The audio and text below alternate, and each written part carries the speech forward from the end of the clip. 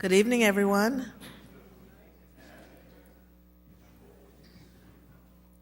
It is 6:00 p.m.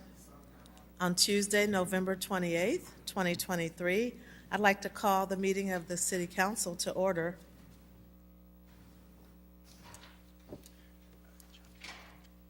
I'd also like to welcome everyone that's listening on channel WCBU, as well as cable channel 22, and everyone who's attending in our our chamber audience. Madam Clerk, please call the roll. Mayor Ali, Present. Councilmember Allen, Present. Councilmember Sear, Here. Councilmember Gordon Young, Present. Councilmember Graham, Here. Councilmember Jackson, Councilmember Kelly, Here. Councilmember Euler, Councilmember Riggenbach, Councilmember Valpula, and Councilmember Vespa. Here. We have a quorum present, Madam Mayor. Thank you. Everyone, please join me and stand for a moment of silent prayer or silent reflection, followed by the Pledge of Allegiance.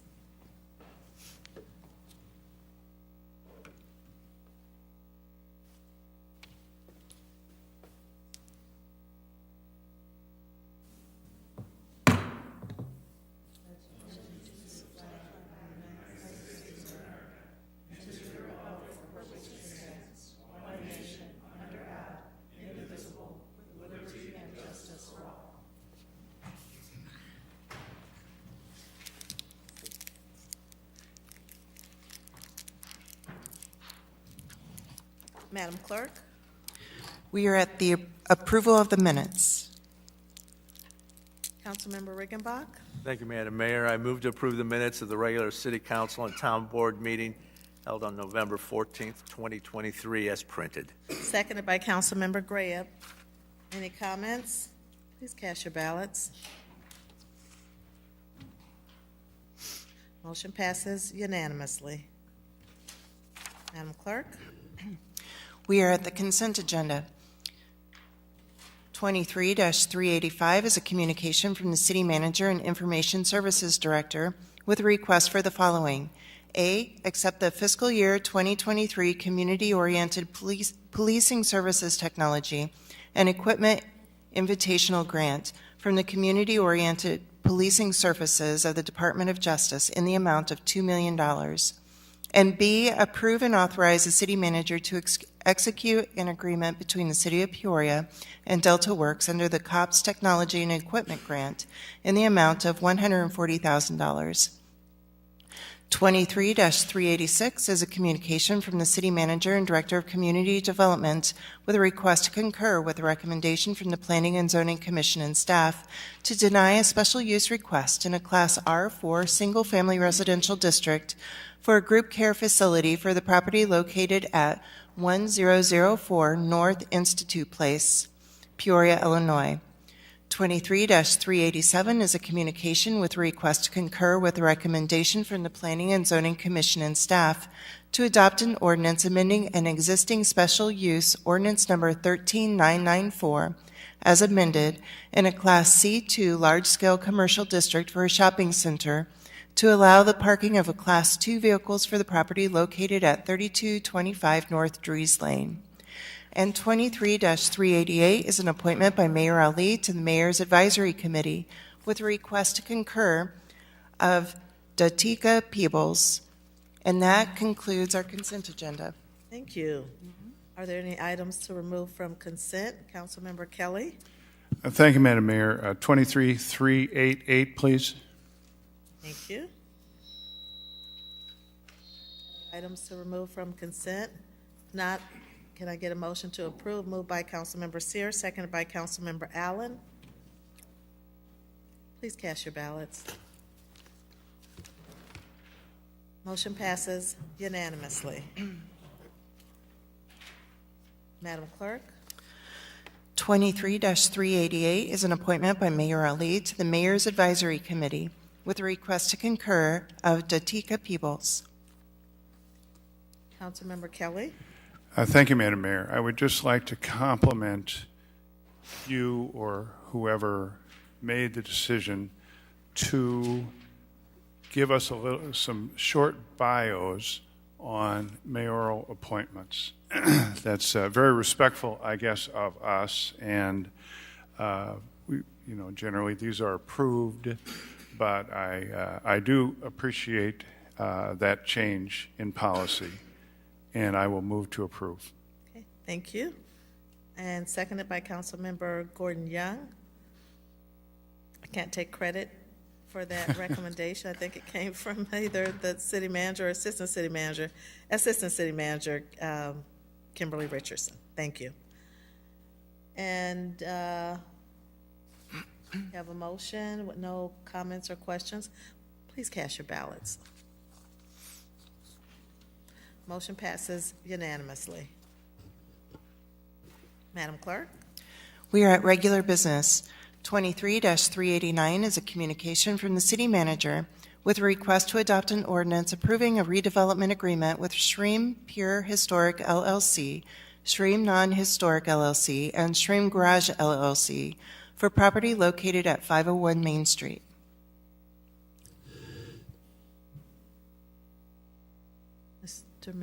Mr. Manager? Thank you, Madam Mayor. And some of you may be wondering why I'm sitting in this chair tonight. I'm actually leaving after this agenda item and heading to Nashville, Tennessee for a conference.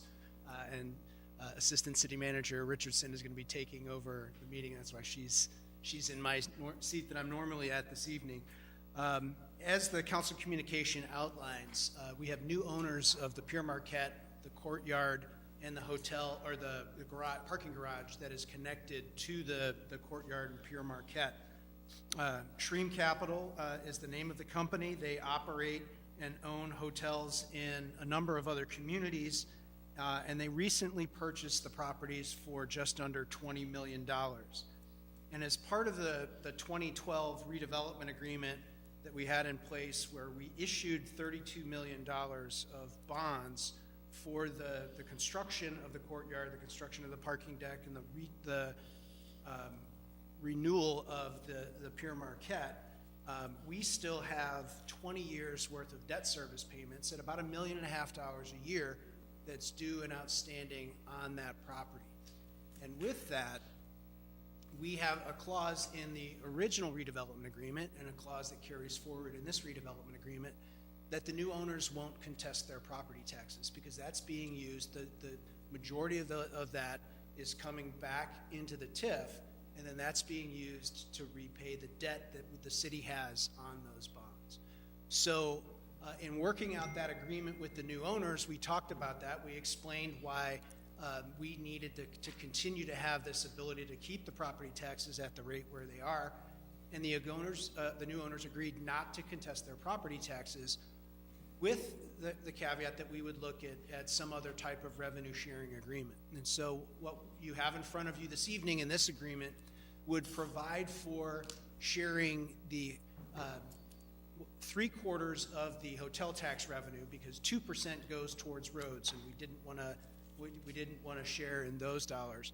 And then the sales tax, the restaurant tax, and the business development district taxes would be shared. They would receive 65% of that for the first 5 years.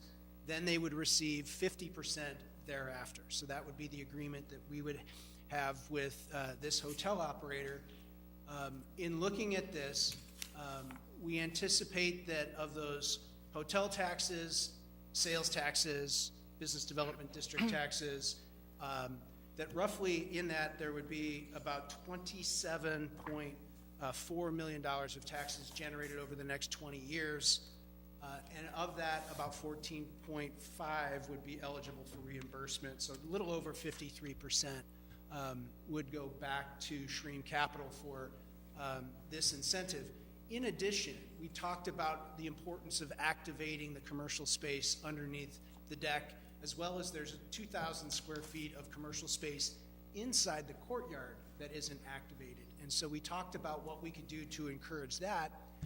Both parties agreed to commit to putting up $800,000 towards the improvements to attract some restaurateur to that space under the deck.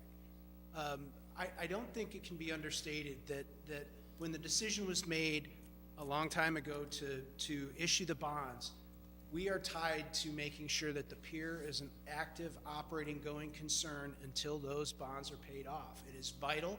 It's vital for the Civic Center that we have a connected hotel to the Civic Center, and it's important that we look at making sure that every bit of space on that block that can pay taxes is activated and operating in order to reimburse and cover those costs that we're looking at. So that's the incentive that we have. We also felt that this really aligned the city's interest of seeing that the hotel was up and operational with Shreve Capital's interest of making sure that the hotel is active and operational and that there are people staying in there. And so that's the reason why that we're presenting this redevelopment agreement for your consideration.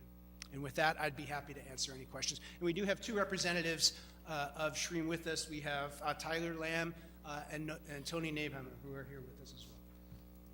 I'll start off with one question, Mr. Manager, as it relates to the restaurant that Shreve Capital is encouraging or will solicit to be under the garage. Will that entity I assume will not be owned by Shreve? Probably not, but the revenue sharing would still be part of that agreement for that space under the deck. Okay, so that restaurant won't pay separate property taxes? Correct. Or it would not? No, they would pay separate, but Okay. the reimbursement, it's very similar to a deal we have on Water Street with an owner of an Irish bar on Water Street, where he has a block, and on that block there's other properties that are leased up that pay into that development agreement, and then there's monies that are reimbursed to that developer for that agreement. So, Okay, I think I understand. Councilmember Allen? Thank you, Madam Mayor, and thank you, City Manager, for your explanation. Just a few clarifying questions for our listening audience and those around the horseshoe.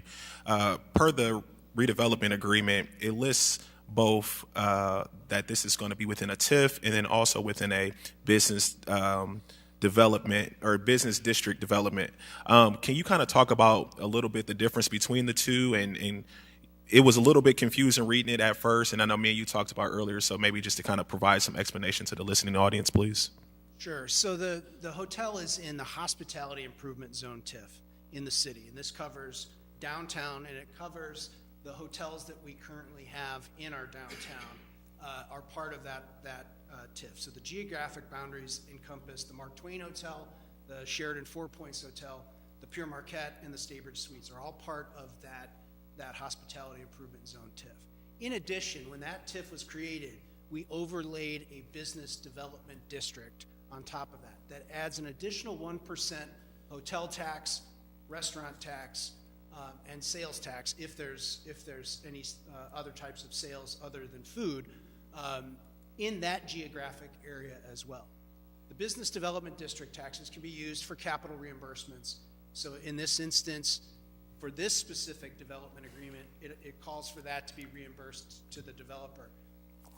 The Sheraton Four Points or the Mark Twain or the Staybridge, if they're doing capital improvements, they can request reimbursement of those dollars as well out of the business development district taxes that are collected. So it kind of runs in the same boundaries and covers the same area as the Hospitality Improvement Zone TIF, which is really focused on property taxes alone.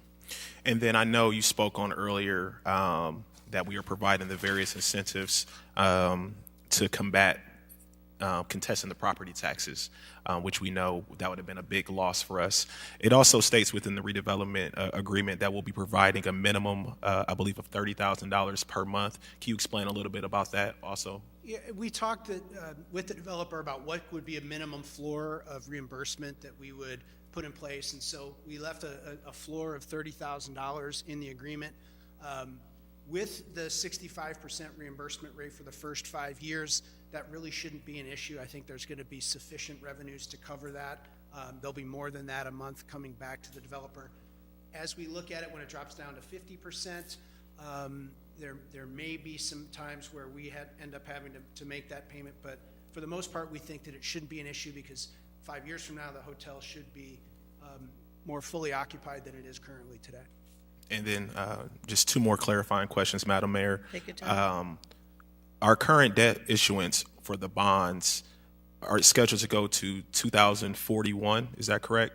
43. 43, and that at about $1.5 million per year leading up until then. Yeah. Okay. I mean, it's a little bit over. It's like one couple years it's $1,509,000, then it's $1,506,000, but it's mostly in that kind of $1,500,000 range. And then the last question, outside of the $800,000 that we're going to invest in an escrow account via our American Rescue Plan funds, is the city coming up front with any additional financial commitment for this development? No. Thank you, sir. Thank you, Madam Mayor. I just wanted to point out that our access on Channel 22 is not currently working, but the YouTube feed is working fine, so people can watch on the City of Peoria TV on YouTube. Councilmember Sear? Thank you, Madam Mayor. Thank you for the gentleman from Schreer Capital for being here tonight and for investing in our city here in Peoria. Thank you very much for your interest and your commitment. Mr. Manager, how you doing tonight? I'm not used to seeing you over there. I got a few questions for you. First of all, I give you an A for being creative in this agreement. Number one. Number two, explain to us how will you plug we're getting $1.5 million is our commitment for the bond. We'll get $1.1 million in property taxes. Now, we all seen the dollar for property taxes where we only get 12 cents on the dollar at the end after everybody else gets their share. Is our 12 cents covered in the $1.1 million? Thank you, Councilman. That's a really good question. I like it when I ask good questions. The total property taxes that are paid are closer to $1.5 million a year, and so in a TIF, you have the base level of property taxes that are paid and distributed to all the taxing bodies, and then you have the increment. So in this case, what happened is when the hotels were redeveloped and constructed in 2012, when they came on the books in 2015, the value went up, and that value generates the amount of about $1.1 million a year of increment that comes into the TIF in property taxes, and that's going to pay the debt service on the city's bonds. The remainder comes from hotel taxes, restaurant taxes, and business development district taxes and sales taxes generated on the block itself. When you say the balance, you're talking about the $400,000 difference, correct? $400,000 difference Okay, between that would be paid from HRA commitment. That is correct. Correct. Other questions I had, this bond that we still have 20 years to go, has it been refied the last few years, or what kind of rate are we getting? Yeah, it was refinanced. We did that when we legislatively extended the Hospitality Improvement Zone TIF and added 12 additional years to try and stretch out and lower the payments. When it was originally established, the bond payments were closer to $2 million a year, and it was going to accelerate to the last couple of years. It might have been, I think it was like $4 and $4.5 million a year of bond payments. So we restructured that and refinanced that about 4 years ago, and then stretched those payments out to end in 2043. Is there any penalty for early payment? I don't know if I can answer that question directly. I think that we can do it after 10 years, but I would want to check with our finance director and then get back to you with that question. I'm just asking that question because we both know about 7 years from now, I mean, a lot of these bonds are coming off the books. Yeah. And we would have a chance to maybe rethink about this bond. What else was I going to ask about? I was going to ask you about financing I don't know if it's public information or not. How did they finance the $20 million purchasing price? That I can't tell you how that was structured. I know that it was sold for that price, and that was cash that was paid to the prior owners of the property. So. Okay. Is there a way to, instead of you or next person in the chair to come out with some type of creative agreement to whether the new owner, existing owner, or new owner will fight their property taxes. Can we have some type of agreement for the next 20 years that would say that, so that we don't have to renegotiate every so often or every time there's a new owner or something like that? Is that a possibility? Well, I think that I'll probably turn that over to our corporation counsel. I think we tried to, between the agreements that we had both with the original redeveloper and then with Shreem, is to button that up to make sure that was in place. Mayor. Councilman Seer, the idea that there's a no contest on property tax clause in a TIF agreement in particular has not been tested in the courts. There's a divided set of thoughts about that. One is that they're unenforceable, that those terms are unenforceable. I don't know how that would come out in court, but we've adjusted our approach to these to tie the incentives to that. So our agreements, the agreement in front of you today and other TIF agreements that you'll see coming forward, will indicate that if a property owner who's receiving benefits challenges their property tax assessment, that the benefits or incentives, either the TIF payments or in this circumstance, the share of taxes, other sales and hotel taxes that are part of their incentive package, that those would cease if that occurred without the city's written approval. That I know is enforceable. And so we've tried to approach some more certainty in these arrangements and not leave to the court system to figure out whether our agreements are enforceable. I don't know how the courts would come down on just a sheer can't challenge your property taxes. I don't know whether that's enforceable or whether we'd be successful with that. Thank you. Thank you very much, sir. Thank you, Mr. Manager. Gentlemen, thank you very much for being here tonight and for your investment in Peoria. Thank you, Madam Mayor. And I will be supporting this agreement. Thank you. Councilmember Riggenbach? Thank you, Madam Mayor. I wasn't able to be at the ribbon cutting that Shreem held a couple weeks ago. I had a previous engagement, so let me offer my welcome to Peoria tonight. And Mr. Manager, I would just say thank you for continuing to be creative as we look at this gift that keeps giving that we call the Pierre Marquette. And Mr. Corporation Counsel, the explanation on the locking in the property taxes, I think, gives us all some reassurance that this is really the right thing to do for the city. Looking at the incentive structure for those that are listening and not familiar with how those things work, I think it's important to point out that it's to the redeveloper's advantage to fill the hotel rooms, to get these retail spaces, commercial spaces occupied, because as long as they're sitting empty, there's nothing to split. So it's a very simple incentive tool on the surface, which thanks to our corporation counsel and manager have made it very explicit. But how many of us have walked by those yellow awnings on Monroe Street? We had Rick Edgar from the Civic Center here saying he wishes there was a place downtown that served chicken fingers. Remember, I mean, the things that we need we can all point those out. So this will actually offer an incentive, not a handout, but an incentive to the redeveloper to get those spaces filled.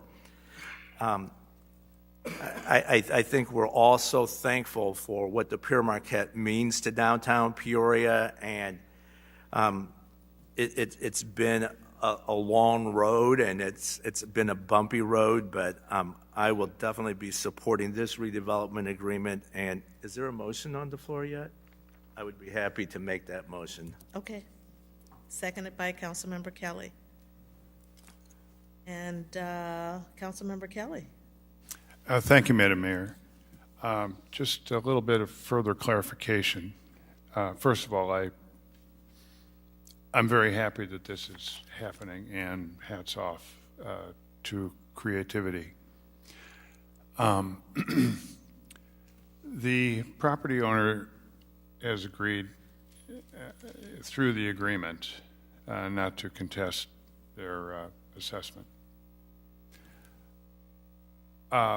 which I think is fine, but how can the assessor assess this property for the old value under those rules? Doesn't the assessor have to evaluate property as, you know, by whatever formula, but to market?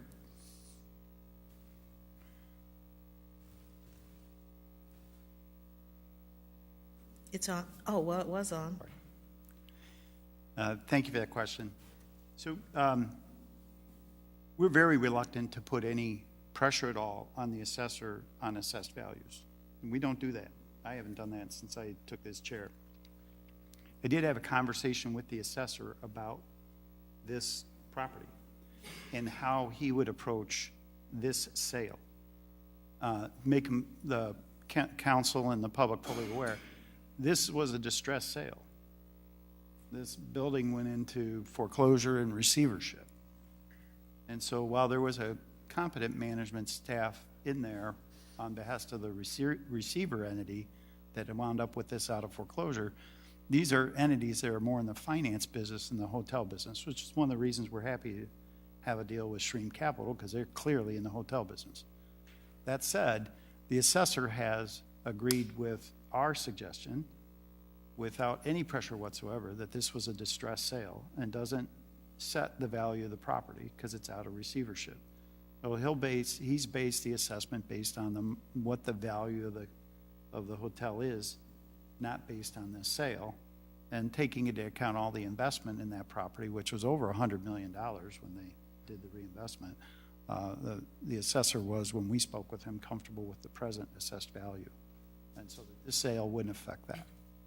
General market conditions going forward may affect the assessed value of the property, but this sale will not. Thank you. Thank you. Yeah, I'm still a little worried. Okay, so the sale was a distressed sale, so it doesn't represent full value. Let's say the hotel, the whole thing is a success, everything is rocking along, everything's just fine. Doesn't the assessor then have to say, okay, what's it worth now?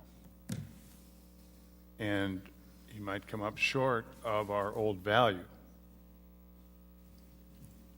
I mean, he has to conduct himself according to law. He can't just arbitrarily. I'd like to give him a call and say, hey, why don't you reduce my taxes? There's a mechanism for you to do that. I understand. Not through the max, I understand. Or through the township assessor, but through the Board of Appeals, there's a way to do Yes. And the owner has promised not to do that, I understand. But the assessor still has an overriding responsibility. This concerns me. I don't... Well, just the history of this property is that the assessor established the present value based on the cost approach.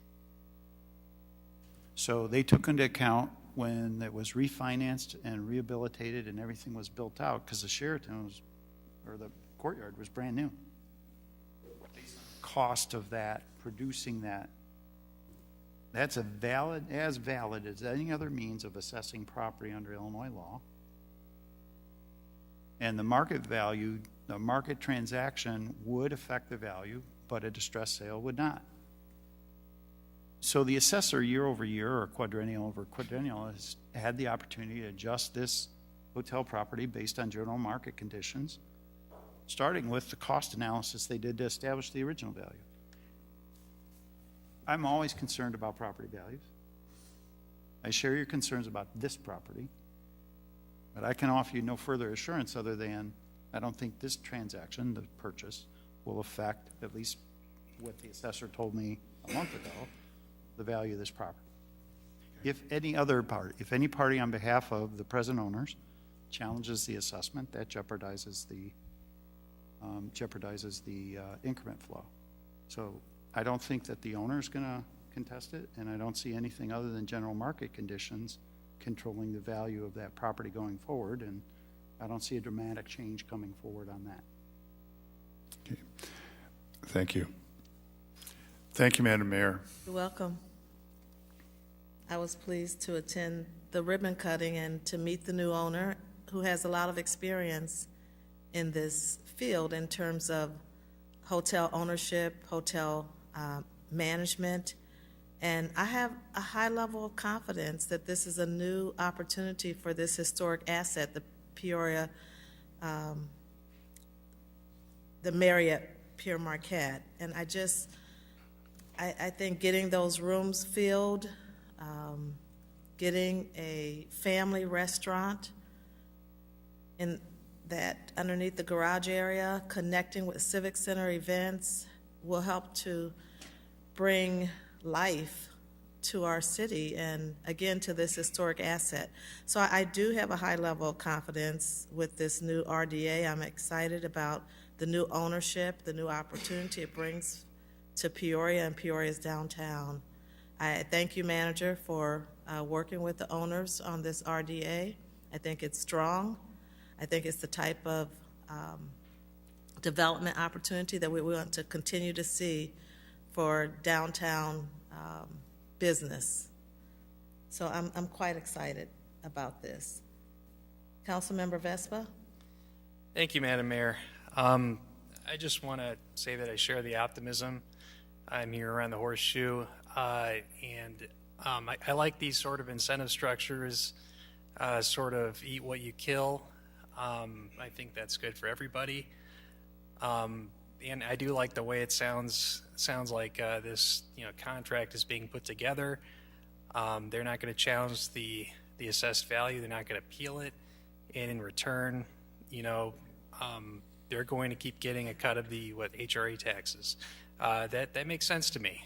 I think this is a good deal, and I'm supporting it wholeheartedly. So thank you, Madam Mayor. You're welcome. Seeing no more lights, we have a motion to approve, and we have a second. Please cast your ballots.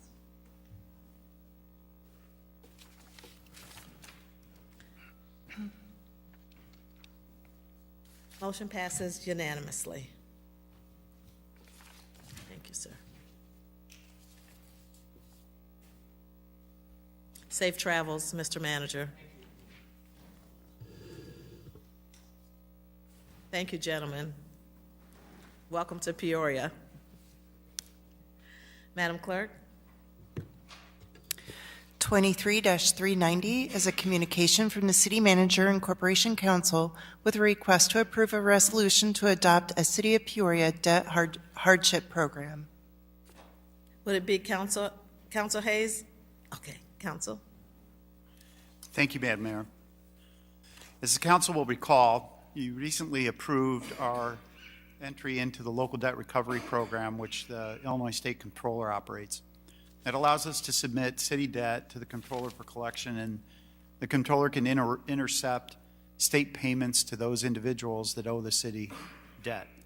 The Comptroller does not charge the city any money for the participation in that. Folks who have debts collected by the Comptroller are charged by the Comptroller a $15 administrative fee. When we were discussing this with staff and when I presented it to council, one of the issues that we were compelled to deal with is the impact that this may have on some of our residents who are going to be faced with a forced debt collection action, and they may have very limited means. And so in order to deal with that, as I told you prior to your approval of the local debt recovery program, that we would develop and present for your consideration a hardship loan forgiveness program. So we've set forth a program which in broad strokes would allow people a single opportunity to participate in this program. The application process would have them identify all of the city debts that they owe. There are city debts which won't be eligible for the program. Those are debts that the city has actually paid a third party and we're just collecting. So some of our work orders for things like demolitions or boarding up a property or doing mows or weed cutting or debris removal, those types of debts will not be subject to this forgiveness program because it's not a fine from the city's administrative process. We are collecting service fees that we've already spent. So those debts won't be subject to the program. Other debts will be, such as housing and environmental code violations, stormwater fees, eventually our parking tickets. All those types of items are ideally suited for this collection method because, we have 7 years to collect, or the program doesn't allow you to collect a debt that's older than 7 years to bring some sensible completion to things. And so some of those debts we may collect part of through this process, and not all. In any regard, individuals who have less than 80% of the median local income would qualify to completely discharge their eligible debts to the city. Folks of limited means that have less than 200% of the federal poverty limit based on varying household sizes, which are included in the materials, would be allowed to enter into the program at a 50% forgiveness as long as they engaged in a debt repayment program and stayed with those payments to conclusion. Once individuals have made use of this debt program forgiveness on a single occasion, they won't be eligible for it again in the future. So we don't want to deal with recidivism, people going out and recommitting the same offenses and feeling like the city will just forgive it in the future. We don't know how long this program will need to be in place, but we think that in about 2 years, it will have run its course, and we can repeal the program or take some other action that's appropriate at the time. In any regard, this program would allow us to address some of the disparate impact, because a lot of folks who have property standards complaints and things like that, they're people of limited means. And part of the reason they're getting cited is they don't have the financial ability to address perhaps some of the building dilapidation issues that might have led to the citation. So we wanted to be sensitive to that constituency and open to a forgiveness program that would work, but wouldn't completely exonerate people who owe the city money and not allow people to, again, recidivate over time. My hope is that this would meet with the approval of the council. We're certainly happy to get input and make any adjustments that would be appropriate. Just by way of letting you understand, we are starting the process of sending notices that we're going to be sending debts to the local debt recovery program. Those are in some of our housing and environmental fines. We'll soon be doing that with the stormwater utility fees. We think members of the council will be getting inquiries about this. And certainly the public will be inquiring of staff. So we'd like to get this program in place if we can. And we're happy to make any adjustments or answer any questions you have. But that local debt recovery program will start becoming a reality to people early during the calendar year next year. So we'd like to make certain this is in place and that people who need to make use of it are aware of it. We'll publish it through the website and we'll respond to people making inquiry directly. There'll be cross-departmental administration of this, but the recipient of the initial applications are going to be the legal department, and we'll coordinate with finance and the police department on the parking side. I'll be happy to answer any questions. Thank you, Council. Councilmember Sear, Thank you, Madam Mayor. Move to approve. seconded by Councilmember Allen. Any comments, questions? Please cast your ballots. Motion passes unanimously. Madam Clerk? 23-391 is a communication from the city manager with a request to adopt an inducement resolution related to a potential tax increment financing district generally bounded by Southwest Washington Street, Sanger Street, the Illinois River, and MacArthur Highway. Assistant City Manager? Yes, thank you, Mayor. For this item, the developer is requesting a deferral until the December 12th meeting. Okay. Can I get a motion to defer until December, moved by Councilmember Greb, seconded by Councilmember Kelly? Please cast your ballots. Motion passes unanimously. Madam Clerk? 23-392 is a communication from the City Manager and Director of Community Development with a request for the following. A, approve a resolution accepting a grant from the Illinois Housing Development Authority for the Homeowner Assistance Fund Home Repair Program in the amount of $1,400,000.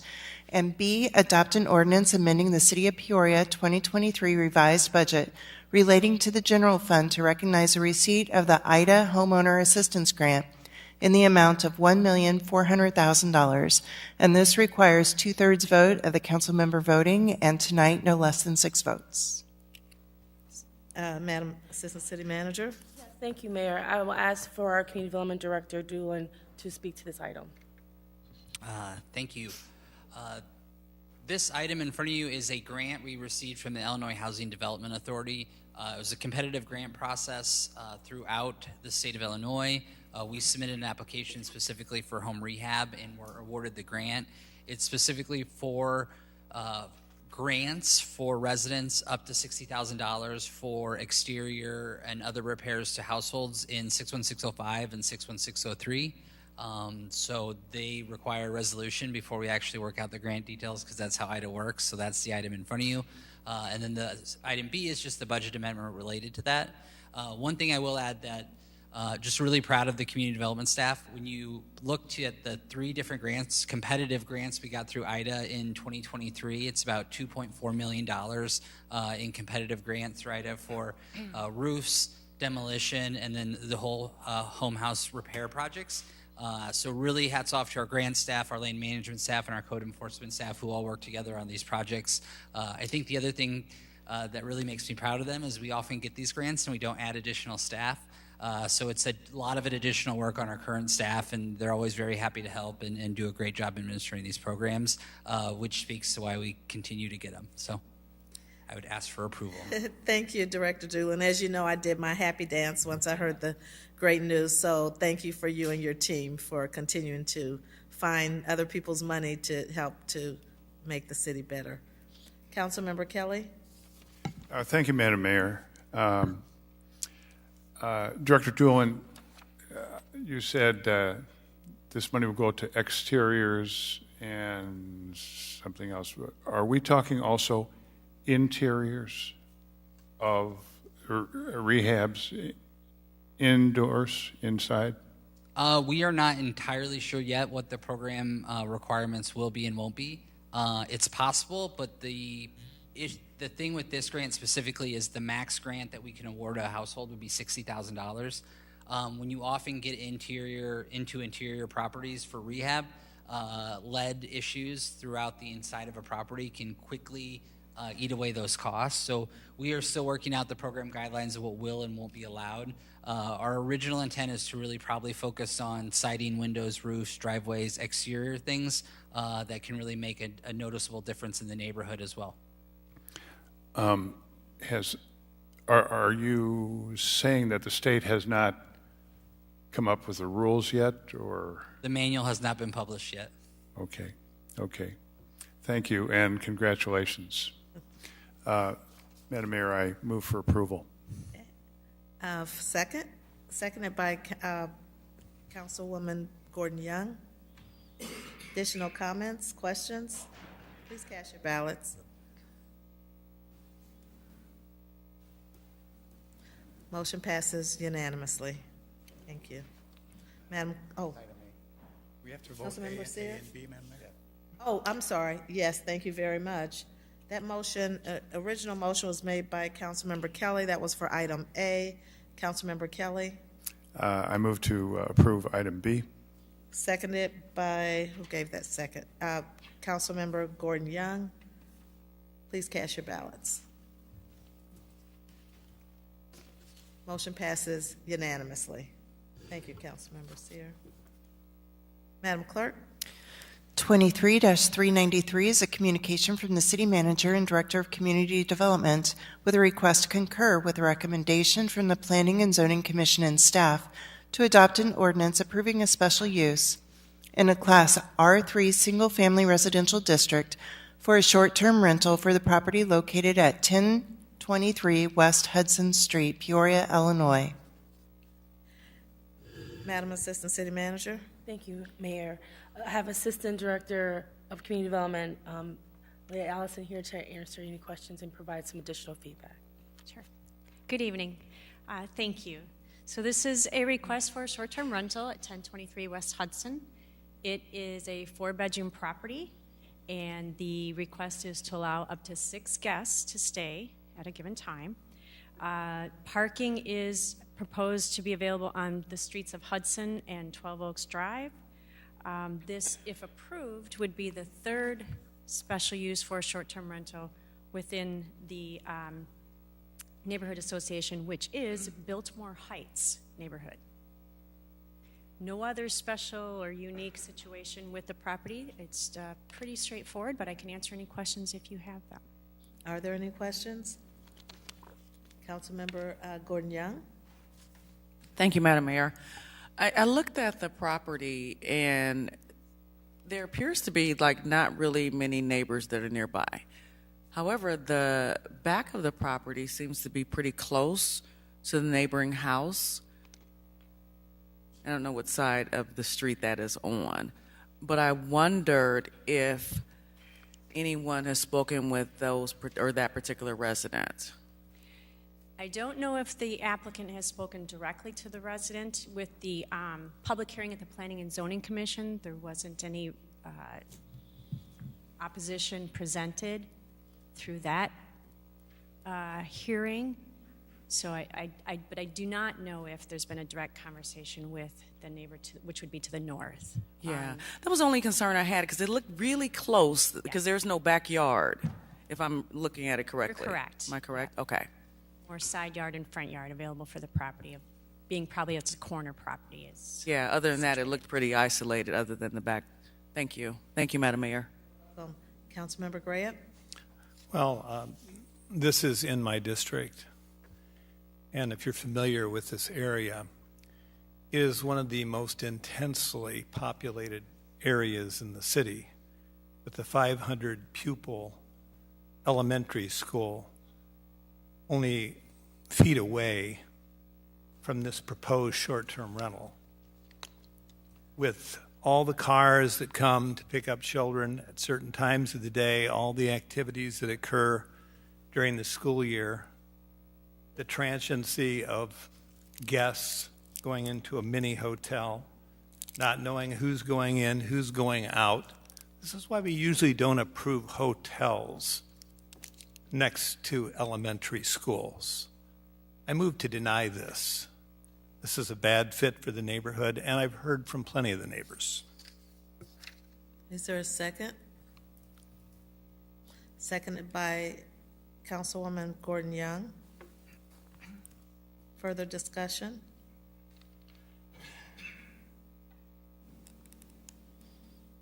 Okay, the motion is to deny. Please cast your ballots.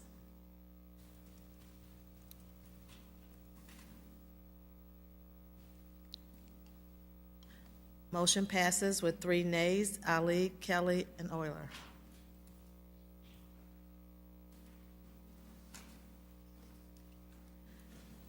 Madam Clerk. 23-394 is a communication from the City Manager and Director of Public Works with a request for the following. A, approve an additional scope of work for the downtown parking study with Terra Engineering Ltd. in the amount of $63,000, and B, adopt an ordinance amending the City of Peoria 2023 revised budget relating to the general fund for the additional scope of work for the downtown parking study in the amount of $63,000. And item B, we need no less than 6 votes. Thank you. Madam Assistant City Manager. Oh, thank you, Mayor. We have here our Public Works Director, Rick Power, to provide us additional information and answer any questions. Thank you, Assistant City Manager, Mayor, Council. In essence, you probably recall and should have in your report back package Phase A, I think we call it, instead of Phase 1, which was an on-street parking analysis that we entered into with the same group, Terra, who we have on our master services agreement. and had gone underway. And in fact, right before the meeting, I guess proactively, I can tell you how far we are on a spend into that. We had $65,000 appropriated for that initial study for On Street. To date, through October, we've expended $24,164.19. And some change, I guess. So that's where we are on that initial study. That was stopped at the behest of Councilor Kelly. Well, we're doing stopped. We halted to amend this proposal to include our deck parking and what it would look like if we were to make deck parking free as well, but with a completely different dynamic. That has been added into this proposal with the additional cost of $63,000. Now, at a very high level, I will say that the reason that it is going out to this point, and you look, there's an additional partner involved with Terra, because in essence, what we're looking for when you look at what the councilors proposed is two intersecting lines, which is going to take a great deal of financial speculation. But having a lot of accountants on the council, meaning market speculation, because this is about economics. Whereas our O&M costs, we are known, or relatively known. What we don't know is what the economy in Peoria will do and what adjoining parking garages will do relative to the assessed value of the properties, hoping rising, and at some point these lines intersecting to be a net sum gain, and they pay for themselves, basically through taxation of the adjoining properties. That is beyond the scope of what we have within Public Works, and frankly, what we had within Terra. Hence, we needed the additional advisor on the financial side, which is why we put basically the additional amount together to try to answer those financial questions. Did I cover that well, Counselor? I'm just saying we scrubbed a lot of this with Councilor Kelly relative to the desires that he had expressed relative to the additional action for decks. So I'm trying to encapsulate that as much as I can to give you an idea of what the additional work will be done and the cost. Questions? Councilmember Allen? Thank you, Madam Mayor. I want to applaud my colleague, Councilman Kelly. You always got a good idea. But I do just have a quick question about this, though.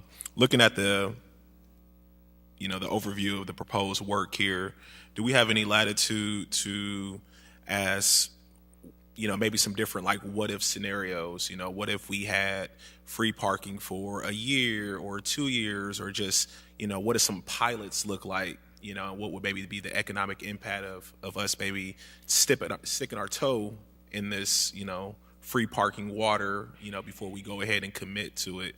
So I don't know, is that possible to have a little latitude where we can see some what if scenarios? We have the latitude of the will of the council, sir. That's what we would do relative to a pilot. We could engage into a pilot if that were your desire. The study would incorporate whatever, again, we would ask them to accomplish relative to the financial modeling primarily.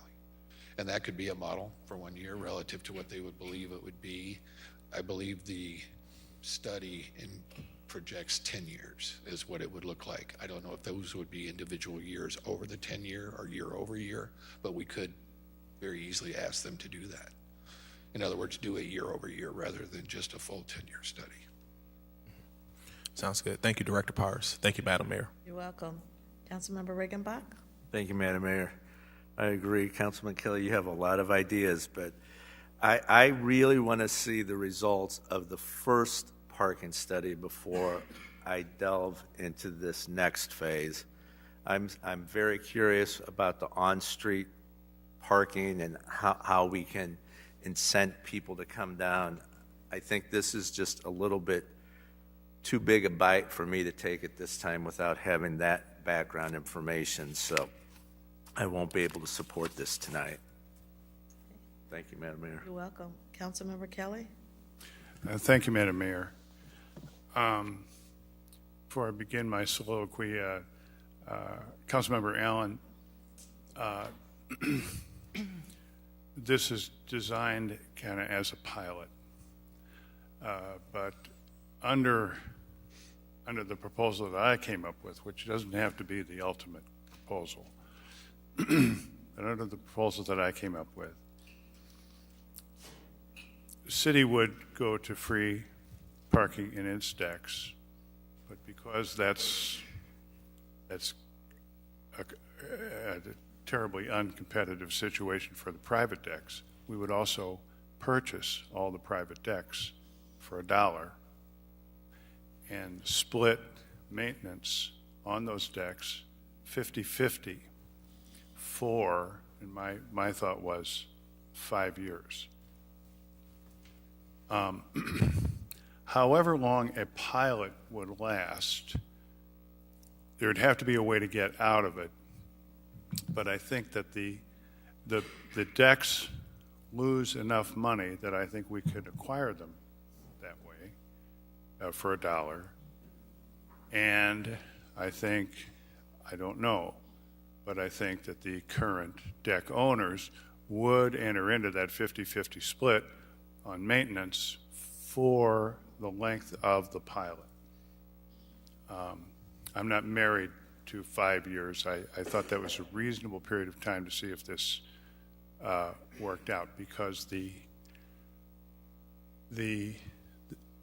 what would make it worth it would be greater occupancy downtown, more vitality downtown, just more life downtown. That isn't going to happen in a year. That's going to take a while. It may not work at all. But just to clarify where we might reasonably put a pilot. I'm not a prognosticator. I don't know, but it seems to me that I look at these decks as I look at streets in our city.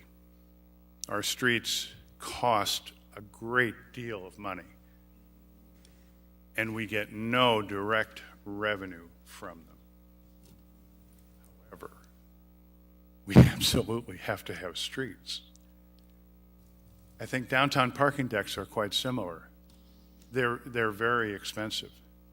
They do not pay for themselves. They do produce some revenue, but I think they keep occupancy lower than it would be otherwise in our buildings. And so these assets are very much like streets. We have to have them, but financially they're losers as far as direct revenue is concerned. But we all know that streets are worth it. They create an environment where a lot of revenue can be generated. And I think the same of decks. This is different, this is new, and it's one of those things that appeals to me because no one else is doing it. Who knows, maybe there's a good reason why no one else will do it. You want to put a motion on the floor? I would, Councilmember Kelly? thank you, Madam Mayor. I'd like to move to approve item A. I'd also like to, I'll wait for. Okay. Can I get a second? Is there a second? Seconded by Councilmember Allen. Any other discussion? Councilmember Gordon Young? I just had a thought that crossed my mind as you were saying there's no other city doing this, right? And I also applaud the creativity. If I could clarify that, there are no other central cities that do that. Okay. There are suburban cities that do it where their downtowns are retail. They're not really a central city. So I should have made that clear. There aren't any central cities that are doing this. Yeah, I like the idea of drawing people downtown, but I'm also concerned about loitering. Loitering in our parking decks if there isn't a fee to get in there or to access that. And I get that it's not a money maker, but at the same time, we want to make sure that we're keeping the area safe. And so, and I just thought about that with the additional information that you were sharing. So I'm on the fence. I mean, I don't know if the additional funding makes sense for the study to research something that may not be beneficial. I don't know. Do you have a site or any resource where, even if it's a different city, a smaller city, where they're doing this and it's been effective? Okay. I could Thank you, Madam Mayor. interject You're just for welcome. a moment of Councilmember it. Allen? Yeah, I'm sorry, I didn't mean to Oh. interject. I was going to just interject on that point. Okay. Just, part of the study would contemplate oversight, meaning in some of the questions we have of the consultant is, what would oversight of a deck be if it were not a paid deck? How would we maintain it, operations and maintenance? So captured within that, Counselor, would be likely your question. How would we police them? How would we maintain them and operate them without cost to the user? So that would be in place, similar to what we would say with on-street parking. We would just go from a paid system to a time system that would still have an enforcement component on the back. So comprehensively, I sort of understand what the counselor's point is. It's still, we would still have a role, a major role, because they would all be ours. And we would have to infill that operational side of it to ensure there is a safe deck to park in. But the study itself, and that's kind of what I was thinking when the counselor was speaking, the study would reveal, I think we could actually ask a question, is a pilot feasible? And they would probably tell us if it were or were not, because let's face it, all of this is market speculation. This is economic speculation. We are not doing something we've done. The counselor has come up with a novel idea. And that's why we're in the position we're in, because we just don't possess the expertise. So we are going after someone that will be in a point of speculation. If I were to come to you, as I said to the counselor earlier today, and said I would speculate, you'd probably say, why? But there are actually people out there that are paid to speculate within the market. So that's who we're going after, to get their opinion. But that's what it would take for us to even attempt to go down this road, their advice. Thank you. Councilmember Allen? Thank you, Madam Mayor. Director Powers, just a couple clarifying questions. So for the initial parking study that we were doing, you said we spent about $24,000 and some change thus far? Yes. And then this proposal is $63,000. So essentially, are we now allocating an additional $40-something thousand, or is this $63,000 in addition to the $24,000 that we spent? $63,000 in addition to the initial amount, which was $65,000. So we'll be at about $84,000. About $128,000. $128,000. That is correct. That's because it was 65. The original study was 65,000. We've expended 24,000, 146,000 of that. We are asking for 63,000 additional to do this phase. We have not completed phase one yet of the initial 65,000. So that needs to be completed as well. We stopped to determine how this would impact that study. So there are additional funds to that initial allocation. So I just want to talk this out real fast. So the initial study was 65,000. We spent 24,000 some change thus far. Right. To finish that remaining study, we still need to spend the remaining amount to get to 65,000. And then this is a separate study that's going to cost us another 65,000 or 63,000. That is correct, sir. Councilman Kelly, this is just a little too rich for my blood, sir. I wanted to roll with you, but I apologize. I won't be able to support this evening. We have a motion on the floor and a second. The motion is to approve item A. Councilmember Kelly? Thank you, Madam Mayor. I would just like to remind the council that once we had approved our budget, we decided it was really important to add millions and millions and millions of more dollars.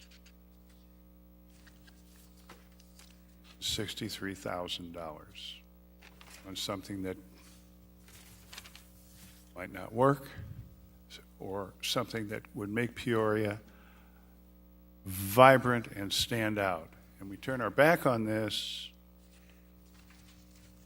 Well, we'll never know. Most of these expenses that this study will show, if we do get more activity downtown, et cetera, it will raise the assessed value downtown, all of which goes into the TIF, all of which will cover some or all of those additional expenses.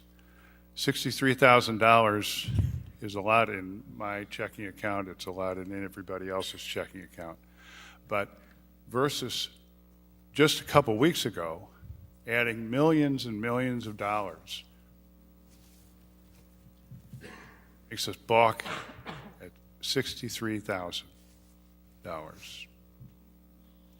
Thank you, Madam Mayor. You're welcome. Councilmember Vespa? Thank you, Madam Mayor. I'm receptive to this idea. I think that there are firms, businesses that, for which $70 a month parking pass in our decks serves as a deterrent from operating downtown. And I think we might be able to lure businesses from across the river or throughout our county downtown by going the route you're suggesting. I think it's possible. I can see the behavior change materializing if we go through with this. I'm not sure if it would offset the costs. So I mean, ultimately, I don't know, but I think $63,000 to help us find out, I think, is a reasonable request. So I will be voting yes on this. Thank you. You're welcome. Councilmember Gordon Young? What have we, I don't know who to ask the question of, but what have we learned, what did we get for $24,000 so far? The background assessments primarily for on-street parking and what our O&M costs are, fixed cost. We stopped at about that point where we had pretty much figured out what our annual revenues were, what our maintenance costs were for on-street. And then the councilor interjected his desires and we stopped to see where they interfaced. Because part of the first phase was to study the interaction between on-street and off-street parking. But it did not dive into the decks of off-street parking. It basically was going to be what is the impact of the deck being paid and the on-street not paid. So that was in phase one. So we didn't want to continue down that road if we were going to make the decks free as well. Okay, so if I'm trying to understand the math here. Okay, with the original dollars that was invested in the original study, that was $65,000? Correct? Okay. So we have a balance of $41,000? That sounds, yes, ma'am. That sounds correct. 40,836. So of the 41,800 and so dollars, what are those dollars for? To complete the remainder of the study, which would also take in economic analysis relative to the impact upon downtown studies and so on. Actually, if you look in your packet on one of the attached items is the full scope for the initial study. And just make sure I have the correct one. Oh, this is the report. Yes, it is. So if you'll look, the first area was $30,000 for a financial analysis. And there are probably 15 separate line items or bullets within that where they're going to study the finances relative to the impact of on-street parking becoming free. Public involvement in the public meetings was another $10,000.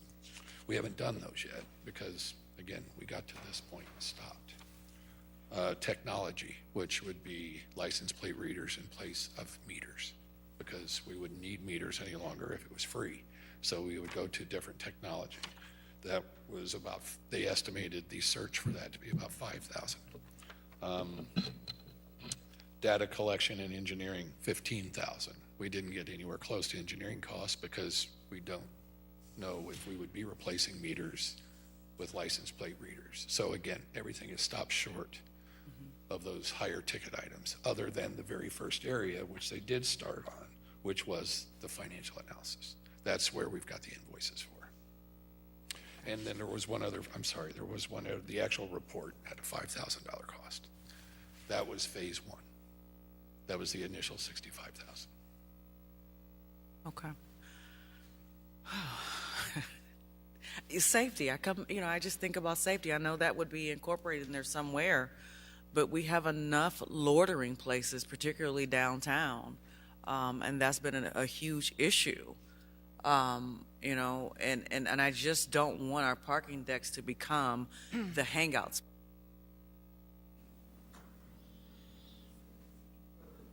Safety, I can't approve or vote yes for $63,000 additional dollars, not at this time. Any other comments, questions? We have a motion to approve item A. Please cast your ballots. Motion fails with 5 nays: Ali, Allen, Sear, Gordon Young, and Euler.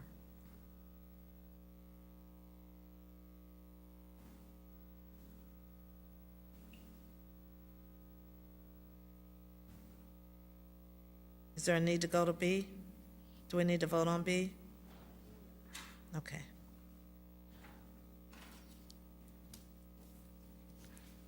Madam Clerk? 23-395 is a communication from the City Manager and Director of Community Development with a request to receive and file a report back on short-term rental regulations. Thank you. Assistant City Manager? Thank you, Mayor. I would like to ask Assistant Director Allison, but also including this conversation, we have Assistant City Attorney Perkins here as well to provide additional feedback to Council. Thank you very much. So about a month ago, October 24th of your meeting, Councilman Sear asked for a report back to you on additional ways or additional research for short-term rentals and regulations that we currently have in place, and maybe optional or additional ways to add regulations. So this is 2 parts. There's the zoning regulation, which involves permitted uses and special uses, and then Moss will speak to the licensure side of short-term rentals and the changes that we could bring to you for that. So currently, short-term rentals are regulated through the zoning districts that they're allowed in or not allowed in, the type of short-term rental that may be allowed, whether it's a rental of a bedroom in a single-family home, which is a permitted use, versus the rental of a whole house, which in that situation would be a special use. So that's the current setup with short-term rentals. Single room, the owner of the house is present during the rental, stays during the rental, that's permitted. A special use occurs when the owner of the home leaves the property during the rental, so it isn't present, and the whole house is rented out. So that's the special use side of this. And that's where the majority of this conversation will focus on, is the special use situation with a whole house rental. Currently, rentals for short-term are allowed to have 6 adult guests stay at any given time. They have to pay hotel, motel taxes, and any change in ownership after the original special use is approved causes that special use to become void with the change in ownership, and a whole new special use is required. So that's the current situation that we're dealing with, again, focusing on special uses.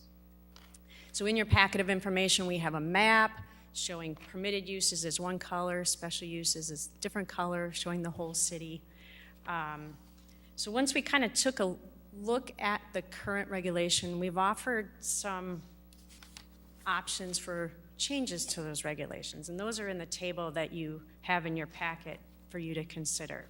So those first regulations, we're not suggesting any changes. Those would remain in place.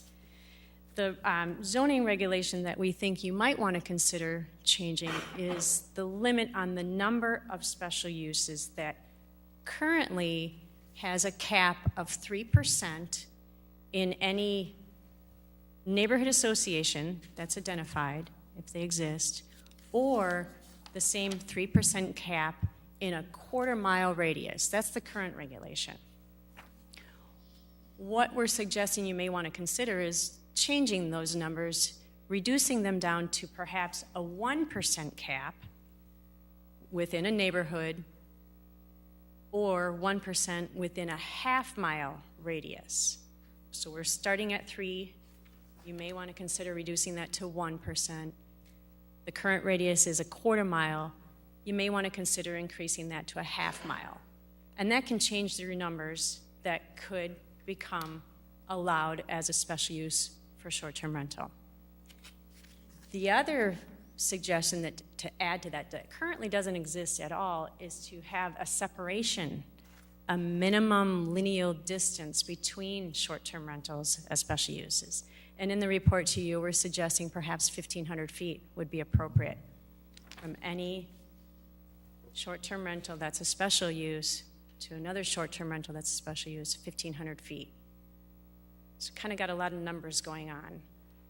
3% down to 1%, quarter mile, increase that radius to half mile, and then add to all that a separation between short-term rentals of 1,500 feet. And that could really change some of the allowable locations for special short-term rentals as special uses. What does 1,500 feet look like? So traditional grid system of street grid block is about 700 feet, approximately. So 2 blocks? 2 blocks. Of a traditional grid street system. Okay. Are there any questions so far? Councilmember Sear? Thank you, Madam Mayor. Just one question so far. Can you remind us the difference between, because on the one we're going to talk, the next one we're going to talk about tonight has to do with duplex. So if you have a duplex, which one half is owner occupied versus maybe a long-term rental, can you explain the difference to us, please? So we have had a couple of short-term rentals that are duplex properties where one unit, as Councilman Sear described, is either a long-term rental or the actual owner of the property. And we have processed the other dwelling unit as a special use for a short-term rental when that unit is proposed to have the shorter rental. So that would still, they would be treated the same under, as they are today, or the current regulations or any proposed regulations, looking at that unit and applying the regulations to that duplex unit. Does that answer your question? Yes. Thank you very much for your work. I obviously, in the city of Peoria, if you live in an area where you have a homeowner association, you can have discussion and decide if you want them or not. Some areas, or a lot of areas in Peoria, do not have a homeowner association. So I think it's important to really minimize the number of STR that we would have in a specific area, especially if there's no HOA. So I like the work you've done a lot. I mean, I am for the least amount, the better, and that way we can protect the areas where there's no homeowner association. So thank you very much for your work, and if I can make a motion to receive and file, it'd be great. You sure can. Is there a second? Second by Councilmember Graham. Excuse me, Madam Mayor, did you want to continue the conversation with Yes. the licensure side first, or? This is just a receive and file. We're going to continue the discussion. Oh, okay. Yes. Stick around. Councilmember Allen? Thank you, Madam Mayor. Just a couple of clarifying questions. So I would assume that those have been approved thus far, even if they're in an area that allowed the original amount of 3%, they would still be grandfathered in with their license? Correct. Yeah, this would not revoke or retract any currently approved special use for short-term rental. Okay. And then do we have any STRs in the queue right now where if we were to approve this at our next meeting on the 12th, it would impact their application? We actually do have one short-term rental on our December Planning and Zoning Commission agenda that would come to you in January. But, so with your direction, if this is the direction you want to go with these new changes, there would be a text amendment that would first have to be processed through the Planning and Zoning Commission's January agenda, coming to you likely at the end of January for codification of any changes.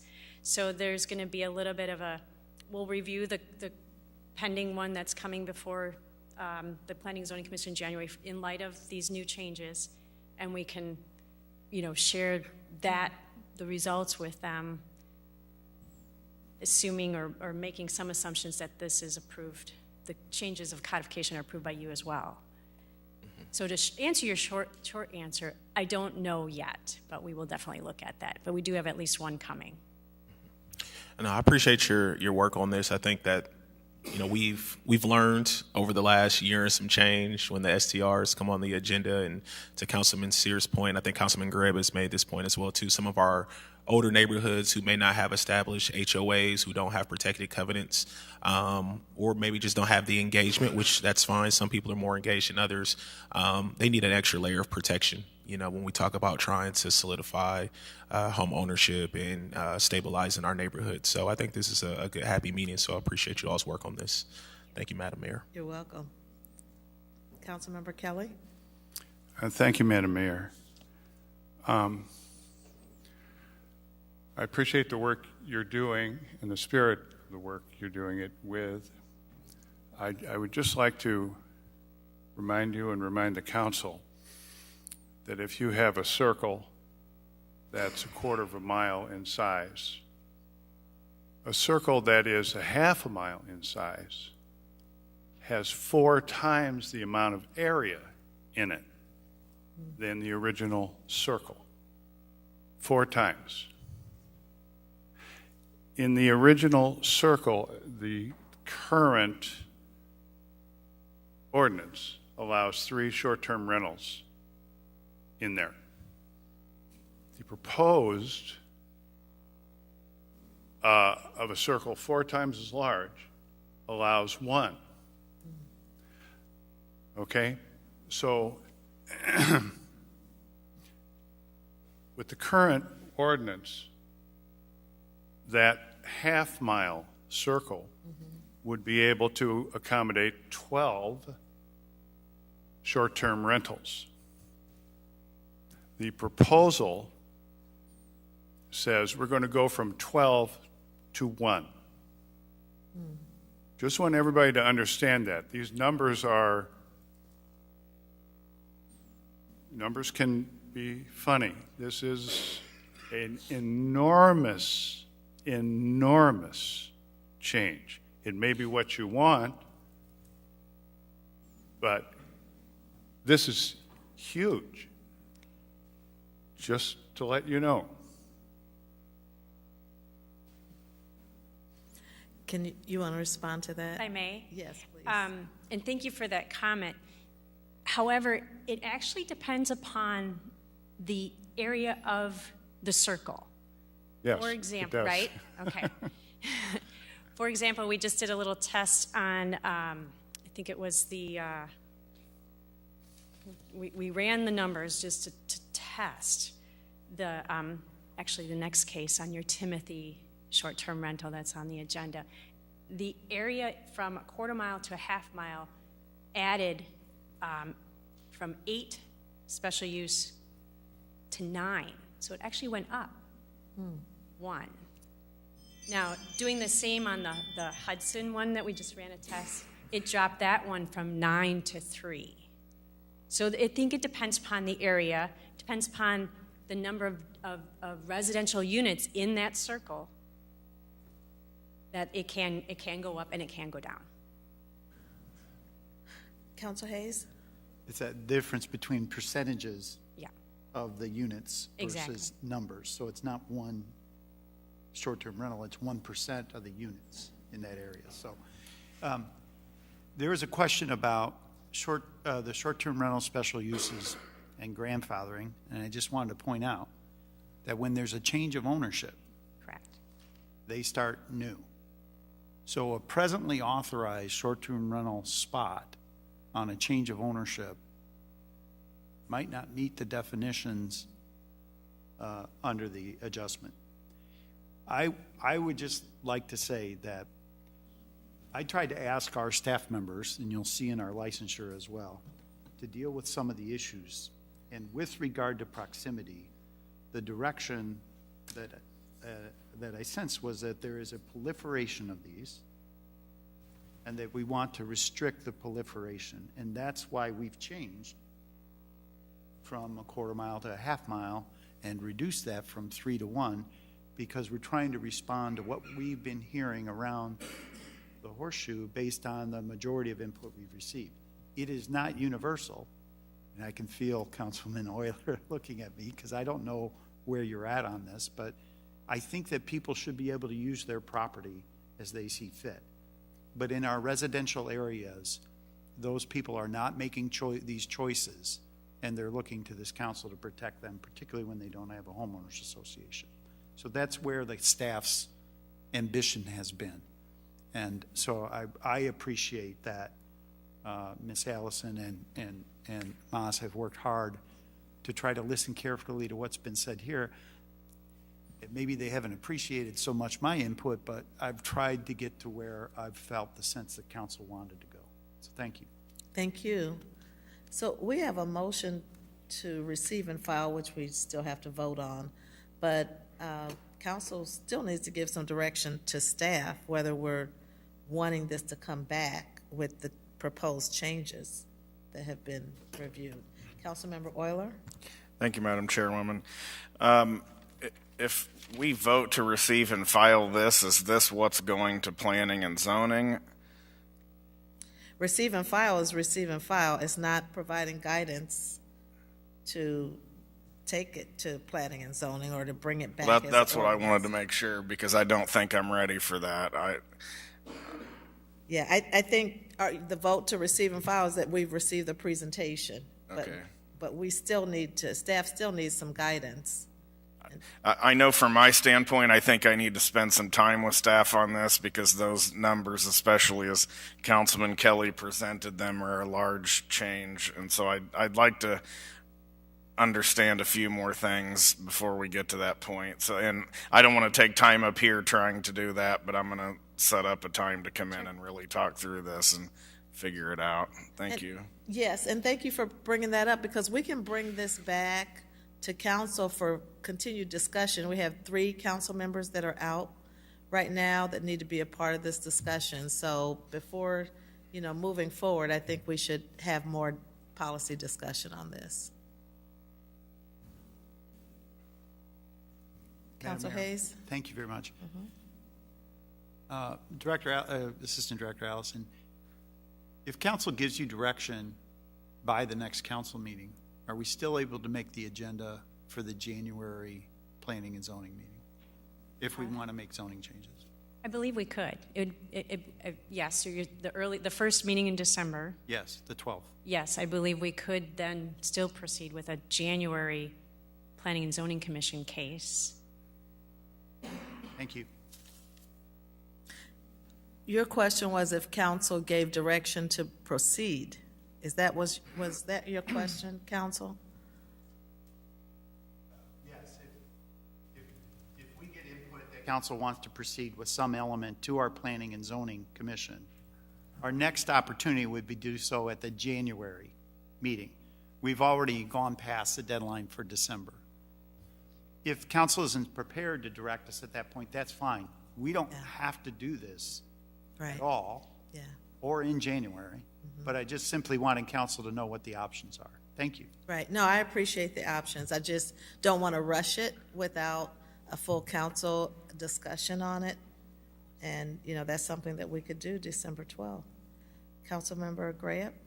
Well, I'm like the old council, no reference to longevity or chronological age, and our new council to understand that when this all got started, we had a rather robust debate about what that cap should be and what the radius should be. And I remember Counselor Jensen and Jackson and I suggested that we were starting with, well, biting off more than we could really chew, that we should start modestly and see how these would affect the neighborhoods, especially those neighborhoods that have none of the protections that neighborhoods have when they're organized into homeowner associations. What I am hearing tonight is, I think, encouraging that we have the strength as a council to say, well, maybe we should re-examine this. Maybe we were too generous in the number of these we would allow, and I think that's healthy.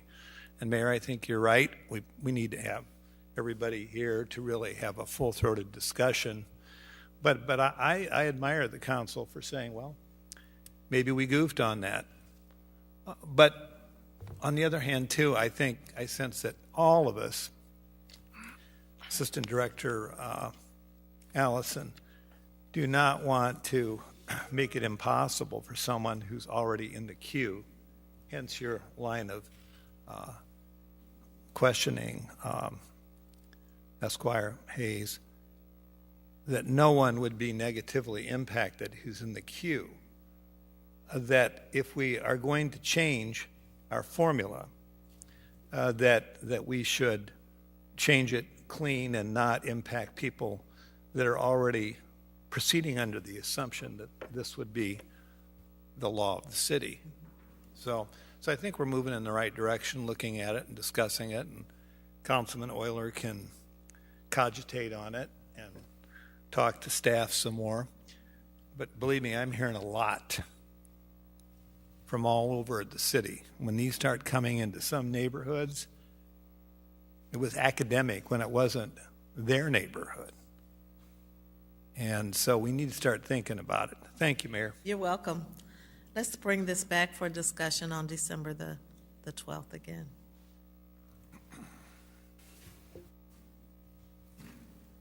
We have a motion to receive and file. Please cast your ballots. Motion passes unanimously. Madam Clerk, thank you, ladies. We are at unfinished business. 23-364 is a communication from the City Manager and Director of Public Works with a request to approve the removal of intersections located at West Aiken Avenue and South Steubenville Street, West Aiken Avenue and North Sand Street, as well as West Aiken Avenue and South DuSable Street, from the list of brick-maintained streets in the City of Peoria Maintenance of Brick Streets policy. Madam Assistant City Manager.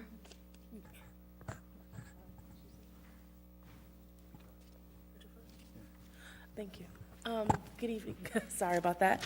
I just wanted to get clarification from Councilor Hayes. We're going to ask for deferral on this item.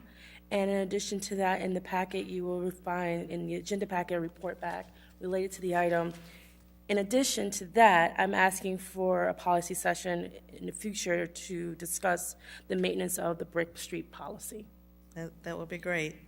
Can I get a motion to defer till December 12th? Moved by Councilmember Euler, seconded by Councilmember Gordon Young. Councilmember Euler. Thank you, Madam Chairwoman. I just want to ask a clarifying question on that. Will a potential policy discussion affect this specific agenda item? Should we be tabling this till we have a policy discussion, or are we going to be okay voting on it at the next meeting and having a policy discussion later? That's a good question. So I was just told to defer, but were you given further direction? So the report back mentions that they're going to identify non-brick streets to improve in the CSO project immediately, right? And so that the item doesn't need to move tonight. That is correct. Actually, will the council, it could actually be removed. We have already found alternative locations to work on, working with Councilor Jackson to leave those bricks alone at those intersections. This is CSO year 3. There was only 3 components of that overall project, so the project can move forward in the first district. It's just 3 alternative locations. So So it's not a deferral, then it's going to be a removal of this request? I'm sorry. So you're removing the request? That is correct. So we don't need to defer. We do not need to defer. However, we do want to come back to have a conversation related to the brick maintenance policy for a policy conversation at a future date. Okay. Sorry for the confusion. So I'll make the motion to withdraw this item. Seconded by Councilmember Seer. Let's vote to withdraw this item. Please cast your ballots. This is unanimously. Discussion. Councilmember Graham? Well, the Assistant City Manager is exactly correct. We do need to have a discussion as it relates to how we're going to proceed with the repair and maintenance of brick streets in this historic city of ours. Director Powers, I want you to know that I appreciated the information provided by our master city engineer, Andrea Kloppenstein, and I do believe our staff has some thoughtful proposals to make on how we can preserve as many brick streets as possible.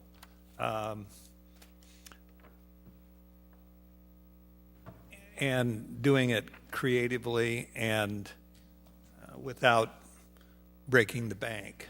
And I think I saw a little bit of a preview of what the council might be talking about. And I really appreciate the briefing that I got, because we do want to preserve as many of our brick streets as possible. And all of you got the email about the conversation that occurred under the Randsburg era. And basically, if you think about our city, well, you've been around since that policy session occurred. Staff, councils have been very reluctant to tear up brick streets. Very reluctant also to tear out brick and then throw down concrete or asphalt. It's been kept to a minimum because of the direction that was given back in the Randsburg era between 2001 and 2005. And we had a lot of research being done by the clerk's office. Stephanie, I believe you did a lot of research on it. Even though we may not have codified this to say you can't touch brick streets, the staff got clear direction from the council way back at the turn of the century on how we wanted to proceed as a historic city. And I think we've got some potential good solutions to look at. Mayor, thank you. Okay, you're welcome. Councilmember Kelly? Oh, I'm sorry, Madam Mayor. I had a, well, I was going to say what Councilman Euler said. I'm sorry, I didn't. Okay, that's all right. All good. Okay, we've already voted. Let's move on, Madam Clerk. 23-348 is a communication from the City Manager and Director of Community Development with a request to concur with a recommendation from the Planning and Zoning Commission and staff to adopt an ordinance approving a special use in a Class R2 single-family residential district for a short-term rental for the property located at 615 West Timothy Drive, Peoria, Illinois. Madam Assistant City Manager. I believe I wanted to refer this to Councilman Seer. Councilmember Seer.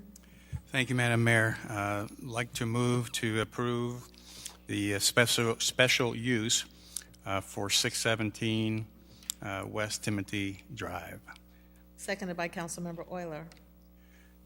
For purpose of discussion, Madam Mayor, I'd like to ask permission from this body to give privilege of the floor to a resident that lives on Timothy Drive, Mr. Steve Bobrowski.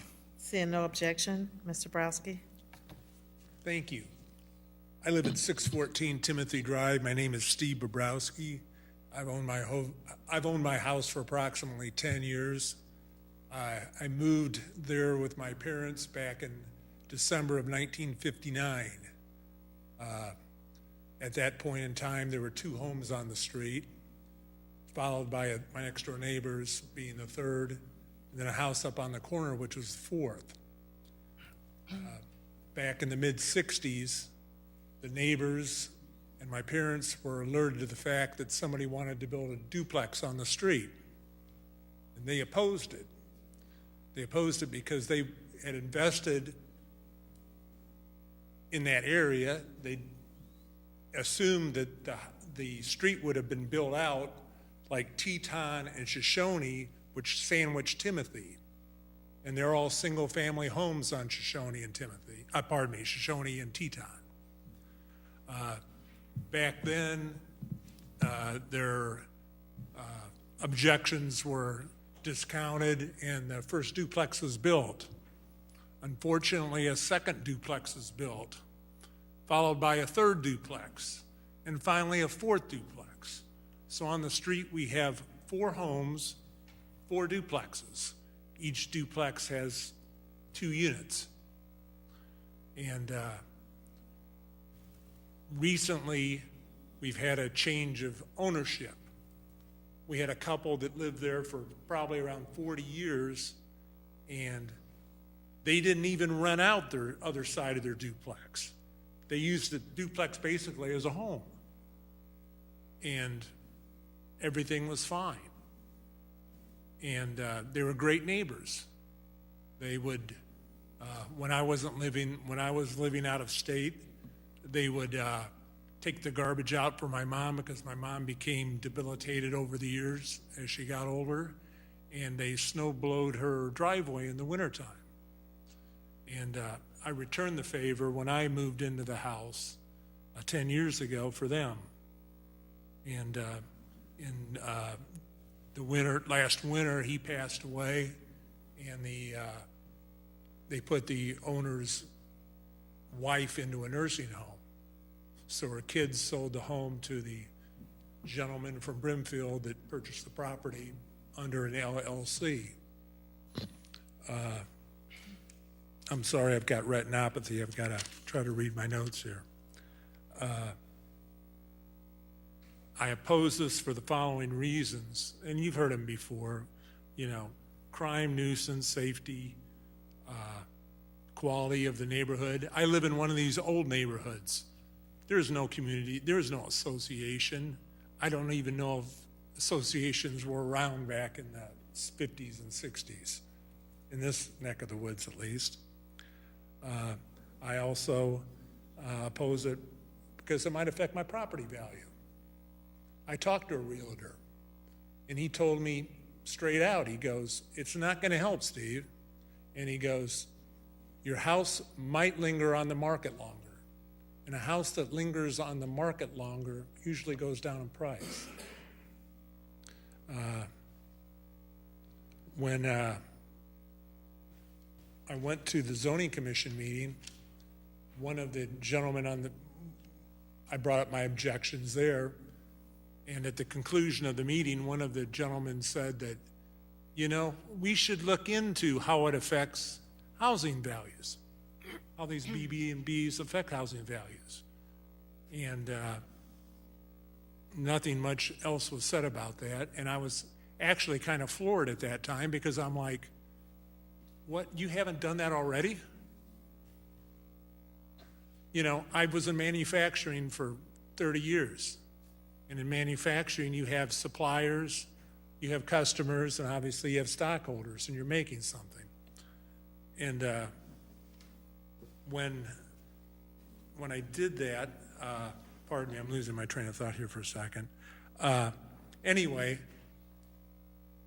our customers demanded data from us. They constantly demanded data. And as a resident of Peoria, I'm not only a shareholder in Peoria, because I pay taxes, I'm also a customer because you deliver services. And I'm just simply asking, where's the data on how this affects our property values and our safety? I don't think you have them, and you should. A couple weeks ago, a lady was here and very well articulated. She was talking about equity. By allowing this short-term rental in the neighborhood, he is getting an advantage. In business, we would call it an advantage. None of us are going to have that.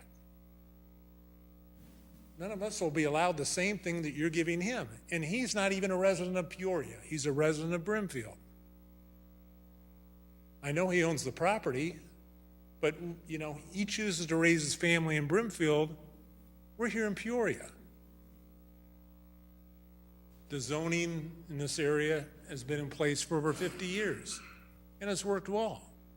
No issues. All the duplexes basically have been owner-occupied, and it's worked extremely well.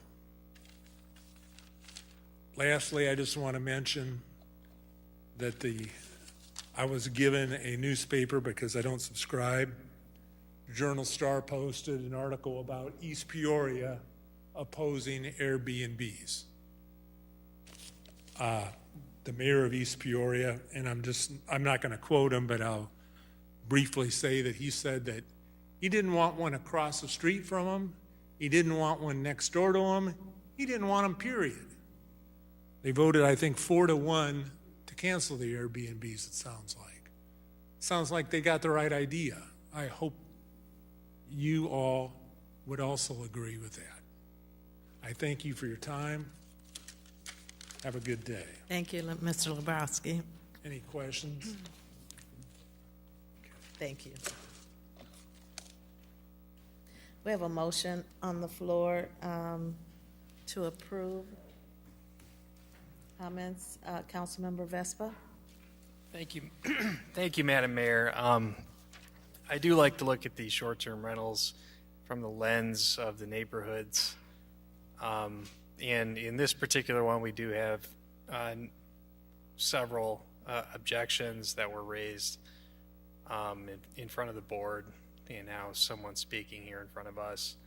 I do want to point out, I think it's kind of ironic that we bemoan our empty hotel rooms and talk about needing to fill up the Pere Marquette while we have so many short-term rentals for approval on our agenda. I mean, these are basically hotel rooms that we approve, and every time we fill up one of those, that's one less person staying in an actual hotel that we need for reasons that have been outlined previously. So anyway, I'll be voting no on this. Thank you, Madam Mayor. You're welcome. Councilmember Sear? Thank you, Madam Mayor. I think that's why it's so important, the work that we're doing right now for Assistant Director Allison. This Timothy Drive has, like Mr. Bobrovsky just said, by the way, thank you for being here tonight and caring. That's why it's so important that we minimize these SDRs, especially for people that do not have. But I told that neighborhood, it's impossible for me to say it's good for all you guys' district because I voted yes for all you guys, but I'm going to vote no because it's in my backyard. I mean, that would not be good for me at all. I just can't do that. I heard a word tonight, a word pilot. Okay, we have over 70 of these STRs right now that were in place before we start making these rules. So STR has been in Peoria forever. They were just out of control. Now they're under control. And this pilot so far that we've been having, to my knowledge, we had zero complaint. They've been a tremendous success with the city of Peoria. We generated revenue from them. And so far, none, to my knowledge, we haven't had one complaint on any of those 70 or 80 that we have so far. So that's the reason. That's my reason to move in this application forward, is because I don't want to be hypocrite about this and say, yes to all you guys, but no in my backyard. I had an STR in my neighborhood before we have all these rules, and it was fine. We never had any problem whatsoever in my neighborhood. So thank you very much for being here tonight. Obviously, I made the motion. We have a second. I would appreciate your support on this. Councilmember Kelly? Thank you, Madam Mayor. I'll be supporting the motion for the same reason I've supported these others, and that is that after long and hard discussion for more than a year, we came up with rules that they were, no one was the sole author of those rules. These were all compromises and whatnot. And, but I did oppose the special, once somebody follows all the rules, then the city council can veto it. I thought that was bad law. So I'll be supporting the motion. I would like to point out that the gentleman's preview or review of the past shows that at some point in time, Peoria, like so many other cities, decided that the people who should control a neighborhood are not the people who have invested in the neighborhood. The people who should control a neighborhood are the folks downtown. And I don't think that serves the community very well.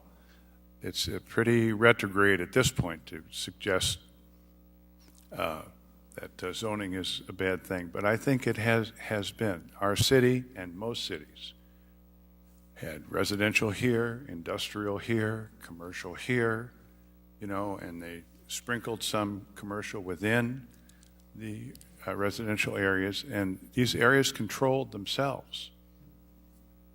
And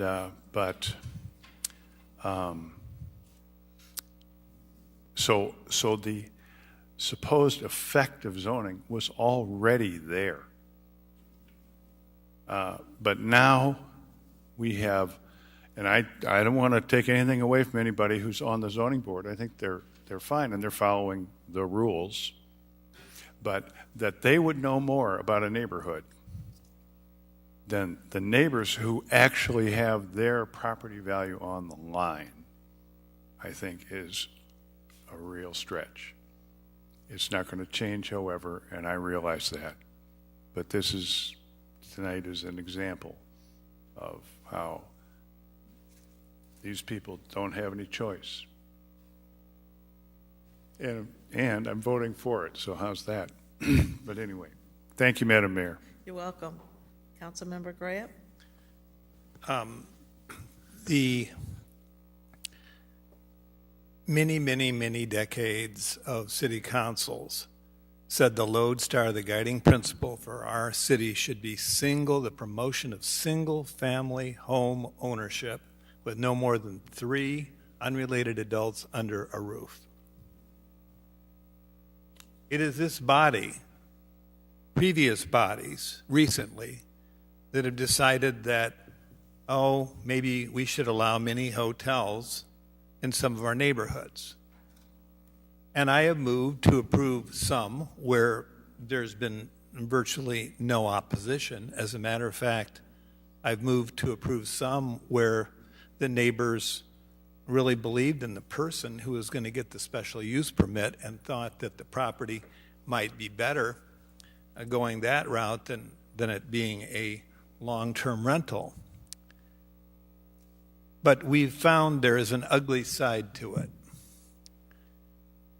And when I hear people saying, we don't know of any problems that have existed with these, well, in the 2nd District, there have been significant problems.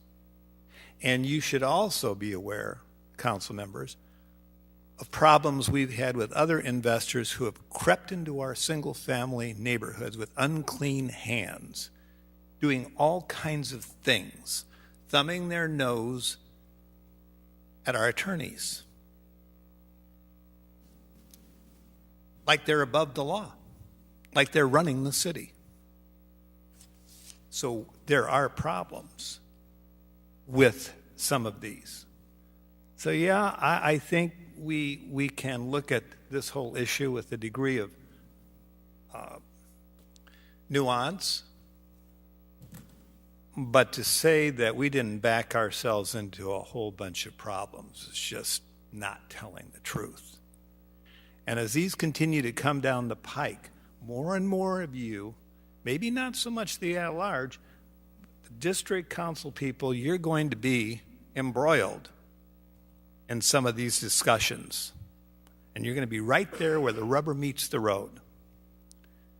And I'm watching very carefully how we're going to resolve some of the legal issues that have crept into our city because of people who are having wild parties, violating the law. We almost need injunctive relief, etc.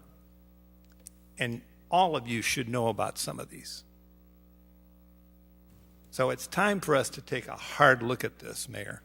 And I think that's all the more reason why your point, to be sure we were all here, able to coalesce as a total group, that we should go at it again on another evening. But I just want to say that because that's how I'm viewing this. It has come with problems. These have not always been Einsteins coming here to study at the University of Illinois College of Medicine, or some nurse, or some other glorious thing. We've had the good, the bad, and the ugly on this. And we find that it's very difficult to curtail the ugly once it starts. I just got a briefing today on one such situation, and you're going to hear more about lots of situations. Thank you. You're welcome. We have a motion to approve. Please cast your ballots.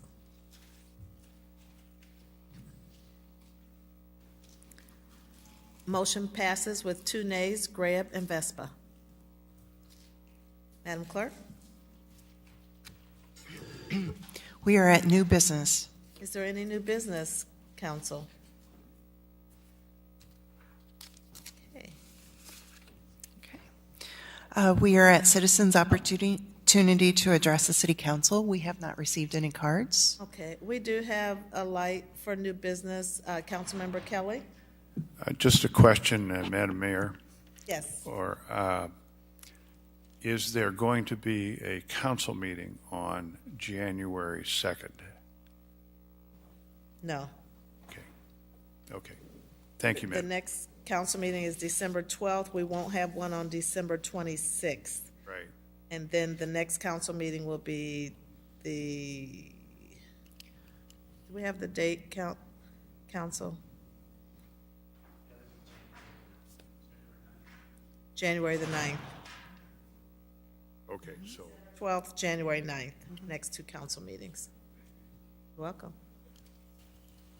Okay, and no citizens to address the council, and there's no executive session. Can I get a motion to adjourn? Moved by Councilmember Allen, seconded by Councilmember Euler. Please cast your ballots. Motion passes unanimously. Thank you for your service.